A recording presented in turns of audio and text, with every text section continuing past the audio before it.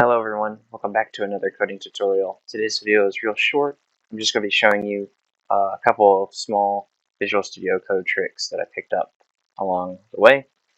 First is how to comment out a lot of information really fast. So here I've declared some variables. I accidentally repeated a few of them. I want to comment them out. How do I do that? Well, I'm just going to highlight them, and then I'm going to use Control K, Control C, boom.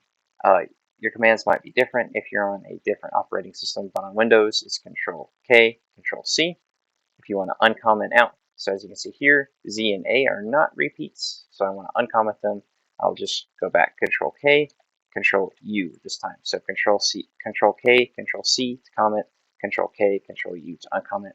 And same goes if I want to indent. I will just highlight what I want to indent. So say I want to move some stuff over to the right, I can go Control right bracket, boom.